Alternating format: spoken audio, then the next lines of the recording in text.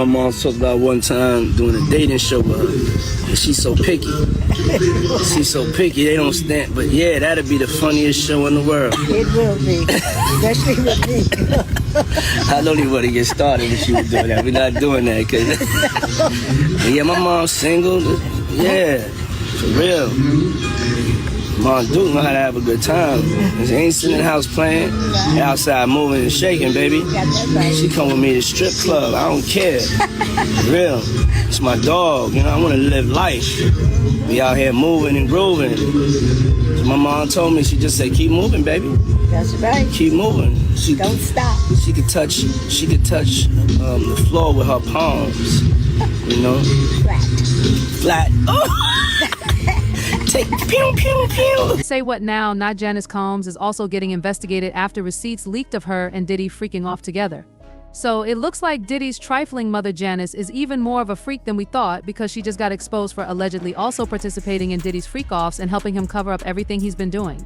Apparently, Diddy moved all his assets into his mom's name so that he doesn't lose it all in the lawsuits he's currently fighting with Diddy's former bodyguard. Gene Deal made things even messier when he spilled the tea about how Diddy would sometimes put his hands on Janice when he saw Janice talking to any other man. According to Gene, the real reason why Diddy even fired him in the first place was because Janice was making inappropriate advances toward him, and this infuriated the hell out of him.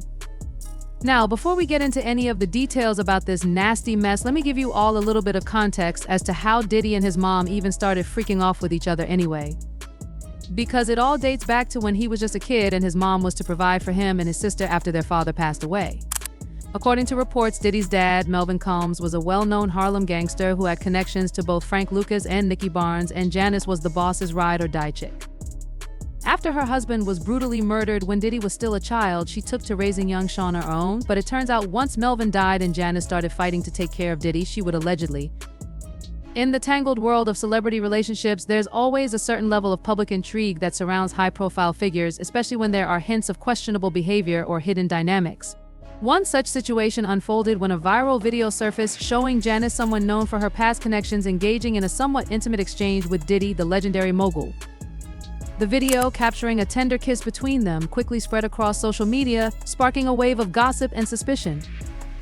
For many, it wasn't just the kiss that raised eyebrows. There were whispers of Janice's behavior leading up to that moment. She had been known to bring men into the home she shared with Diddy, blurring the lines between friendship, romance, and public image. Even more unsettling to some was the fact that Diddy, who had always presented himself as a figure of control and power, was occasionally seen in the background, watching her interactions with these individuals. It seemed that not only was he privy to Janice's personal affairs, but he also seemed to accept or perhaps tolerate the nature of these interactions. This uneasy arrangement quickly fueled speculations about the dynamics between the two, raising questions about the extent of their relationship and whether it was as open as it appeared or a deeper, more complex arrangement of emotions and power. Yet the viral kiss was only the beginning. The internet quickly dissected every detail, including Janice's manicure, which included white painted nails. This seemingly innocent detail quickly became fodder for conspiracy theories and deeper analysis. In the realm of celebrity, even the smallest choice can carry heavy symbolism, and the internet was quick to make connections. White nails, some fans pointed out, had a certain connotation, particularly when linked with the idea of exclusivity or signaling something more than just a fashion choice. These kinds of observations, trivial as they may seem, often serve to deepen the intrigue surrounding the personal lives of public figures. As the situation continued to unfold, more snippets of personal interactions between Diddy and Janice emerged, adding layers to the narrative. In one video, Diddy seemed to encourage a lighthearted moment, with Janice receiving a drip treatment, presumably a reference to an IV hydration session. It was a tender moment, with Diddy's voice soothingly saying, "Hey, she's getting a drip with me, she's hydrating. What's up, mom? Everything's okay, baby. I'm here with you. I love you."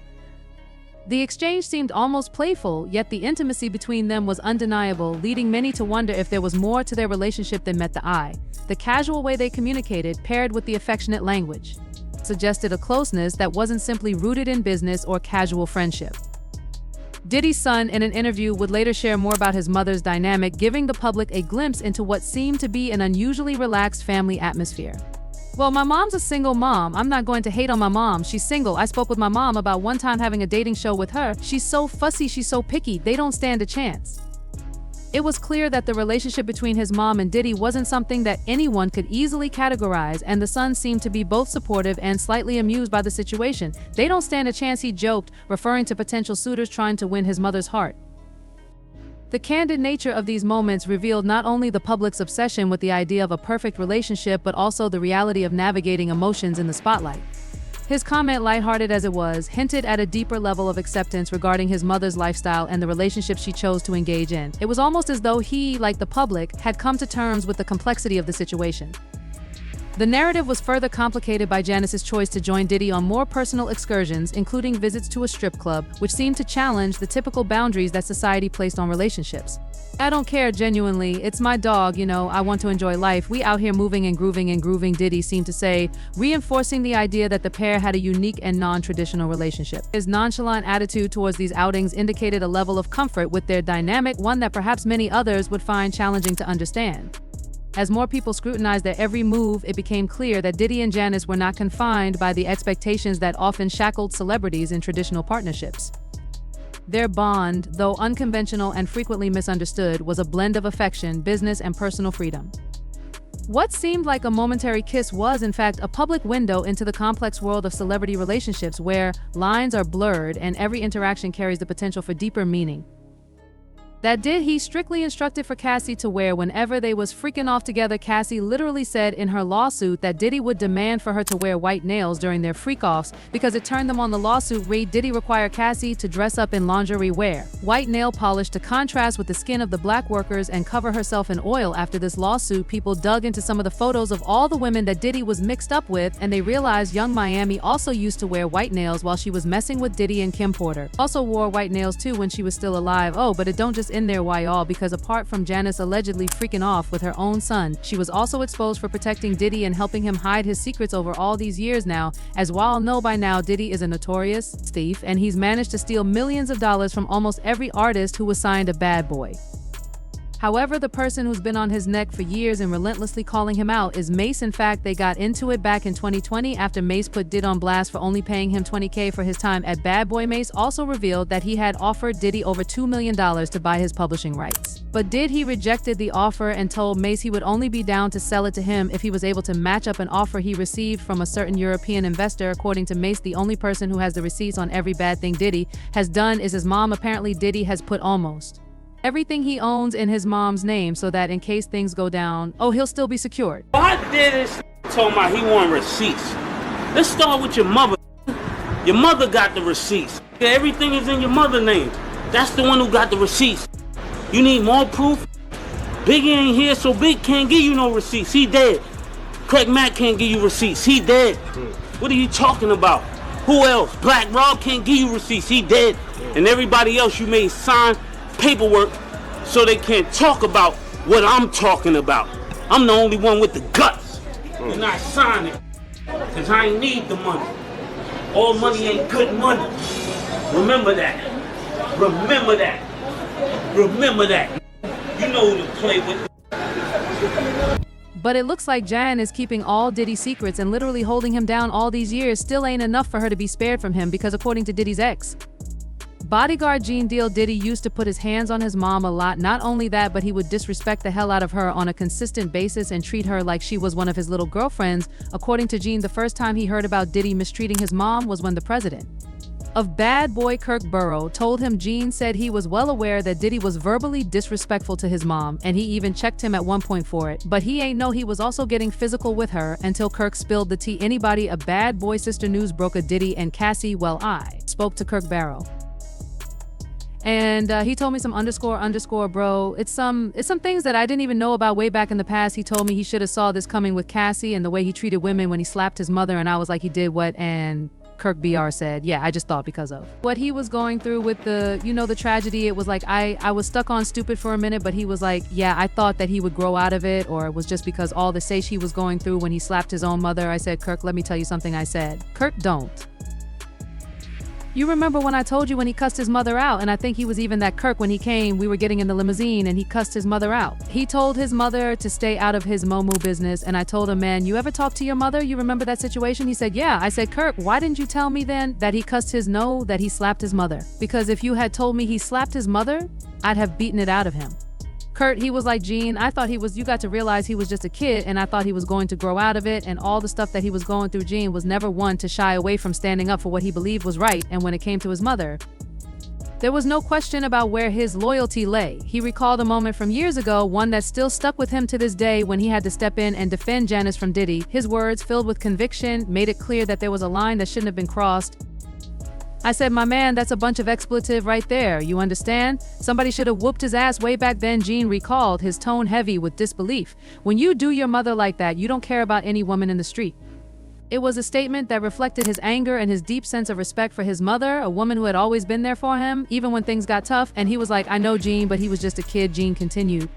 This came from Kirk Burrell's mouth himself. The gravity of the situation hit Gene hard. Had he known back then just how Diddy had treated his mother, he said he would have never worked with him.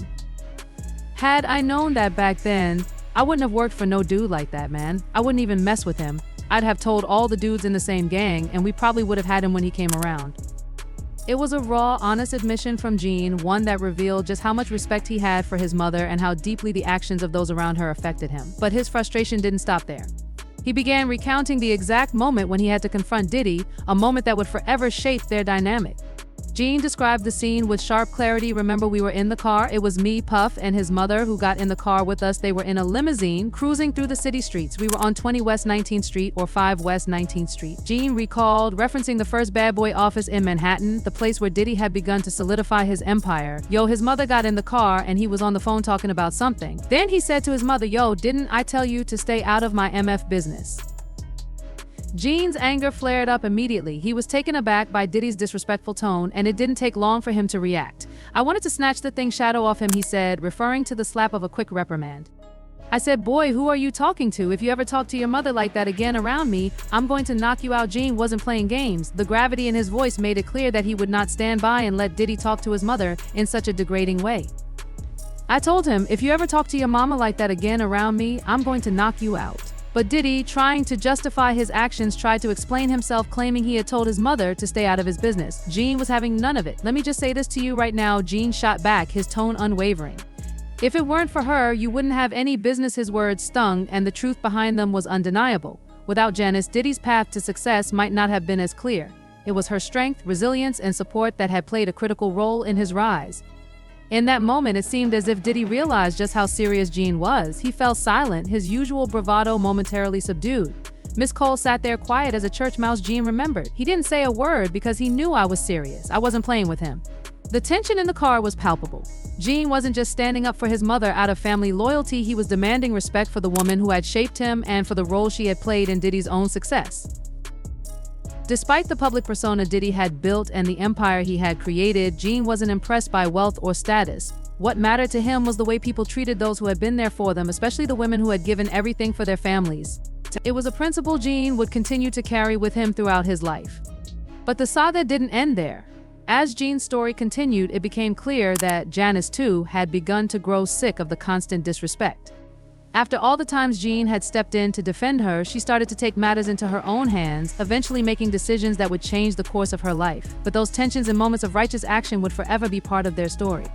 To have a little crush on him, and this caused some serious tension between Gene and Diddy, which eventually led to Diddy firing Gene. "And you too, Gene deal, and maybe because she might still find me sexy, she say she looking what you mean by that his mom was trying to talk to you back then. I don't want laughter to what that's how we fell out, bro. One day Puff and Justin was in the office, right? And sometime I got to watch Justin, but since the grandma up there, she watching Justice, I still got to keep my eye on Puff, you know what I'm saying, because you don't. You know who security going to let up sometimes, this, that, and the third. So used to like she used to have a restaurant and she used to bring food up to the office and give it to people, right? So this one particular time, she used to always like do end windows to me, Gene, why you don't never what you call Gene, why you don't never Gene, why you don't like this, but I never even, paid her any attention because it's always Miss C. It ain't Mama Combs, it ain't Janice, it's Miss Combs, you understand? I gave her that respect, but she used to always throw in the windows and you. And you too, Gene deal. And maybe because she might still find me sexy. She say she looking. What you mean by that? His mom was trying to talk to you back then? I don't wanna. What? That's how we fell out, bruh. One day, Puff and Justin was in the office, right? And sometimes I gotta watch Justin, but since the grandma up there, you know, she watching Justin sometimes, I still gotta keep my eye on Puff. You know what I'm saying? Because you don't know who security gonna let up sometimes, and this, that, and the third. So it used to like she used to have a restaurant, and she used to bring food up to the office and give it to people, right? So this one particular time, you know, she used to always like do innuendos to me. Gene, why you don't never Gene, why you don't like this?